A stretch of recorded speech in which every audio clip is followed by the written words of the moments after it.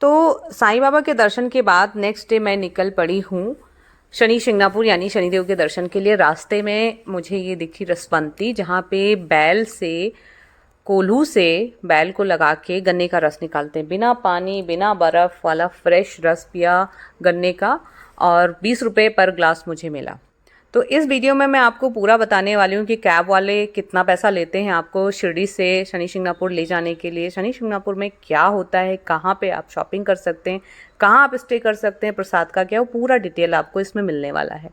तो यहाँ पे देखिए यूपी में भी बैल बहुत ज़्यादा इधर उधर बाबा की मदद से घूम रहे हैं, लेकिन देखिए कितने अच्छे से यूटिलाइज कर रहे हैं शिरडी में और शनि शिंगणापुर में। तो यहाँ ये रहा मंदिर। मेरा वीडियो थोड़ा शेकी है क्योंकि एक हाथ में मेरे बच्चे ने मेरा हाथ पकड़ रखा है, तो आप इन्फॉर्मेशन पे ज़्यादा ध्यान दीजिएगा, बाकी इंटरनेट पे बहुत सारी इमेजेस मिल जाएंगी।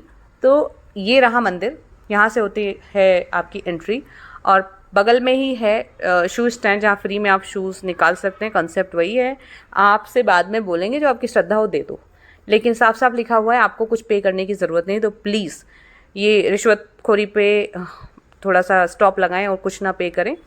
तो बाहर जो है आपको ये पैर धुलने की व्यवस्था है। जब आप मंदिर में प्रवेश करेंगे उसके पहले आपको पैर धुल के जाना है।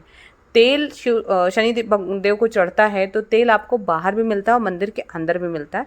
कुछ प्राइस में डिफरेंस है, हम बाहर से ही लेकर आए थे, आप चाहें तो अंदर भी खरीद सकते हैं। मेरा बेटा बहुत जल्दी में शनिदेव के दर्शन के लिए, फिर हम लगे लाइन में। यहाँ पे मोबाइल अलाउड था तो मैं अंदर तक मोबाइल लेकर गई थी, और जब मैं पहुँची तो फॉर्चुनेटली मैं बहुत भाग्यशाली हूँ कि मैंने वहाँ पे जाके उस टाइम पे पहुँची जब शनिदेव की आरती चल रही थी।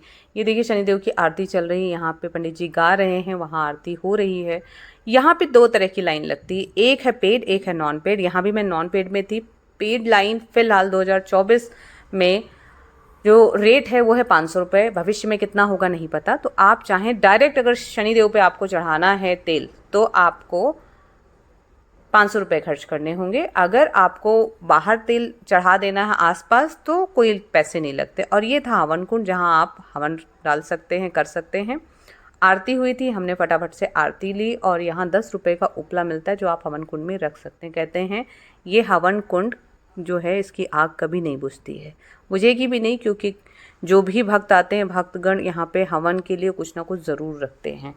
तो यहाँ जब मैं पहुँची तो मुझे बहुत अच्छा लगा आरती सुन के। मैं मैं बिल्कुल भी आस्तिक नहीं हूँ, लेकिन मैं बहुत भावुक हुई, कैसे हुई, क्यों हुई नहीं पता।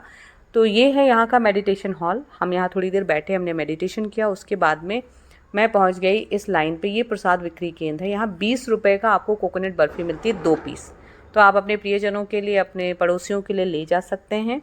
उसके बाद में जब आप मंदिर से बाहर निकलते हैं तो आपको सामने ही दिखेगा प्रसाद कक्ष, भोजनालय। तो मंदिर अभी बन रहा है, रेनोवेट हो रहा है और बहुत सुंदर बन रहा है। तो आप अगर यहाँ जाएंगे तो शायद कुछ बदलाव भी मिले। तो जब आप बाहर निकलते हैं मंदिर के तो वहाँ पे जो भोजनालय है आप उसको फॉलो करते जाइए। वहीं पे अतिथि गृह भी है जी, ये सारी चीज़ें बन रही है। अतिथि गृह में आप स्टे कर सकते हैं। ये सामने जो दिख रहा है मैं वहाँ लेकर चलती हूँ आपको मंदिर के लिए। सबसे पहले जब मैं दर्शन के बाद में मंदिर से जब मैं निकली भोजन के लिए तो वहाँ पे था कि आपको टोकन लेना पड़ेगा 50 रुपये का पर पर्सन। देने में कोई आपत्ति नहीं, हम लोग गए भी। लेकिन ये क्या हुआ, मेरे हस्बैंड गए और सिर्फ टोकन दे दिया गया। कहा गया नहीं, ये सिर्फ लिखा हुआ है, लेकिन यहाँ कोई चार्ज नहीं है। टोकन हम इसलिए लेते हैं और इसलिए देते हैं ताकि हमारे पास काउंट रहे कि कितने भक्तगण आके प्रसाद ग्रहण करके गए।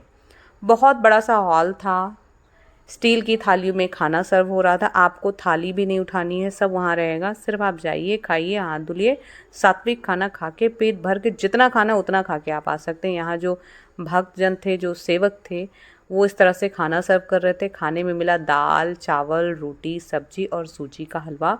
मुझे बहुत अच्छा लगा। अगर आप सात्विक खाना खाने में इंटरेस्ट रखते हैं तो ज़रूर जाएं। और फिर यहाँ पहुँचने के बाद में ये अतिथि गृह है, यहाँ पे आप रह सकते हैं। अगर आप होटल में रहना चाहें तो वहाँ रह सकते हैं। आप बात करते हैं मैंने कितना पैसा खर्च किया, तो मैंने कैब ली थी जिसका मैंने 2000 रुपये दिया था। और यहाँ पे आप दरवाजे में जो है बिना लॉक के नहीं रहते, सब दरवाजों में लॉक, और यहाँ तक आने के लिए हमने कैब वालों को दिए 2000 रुपये। Thank you for watching and please share, subscribe.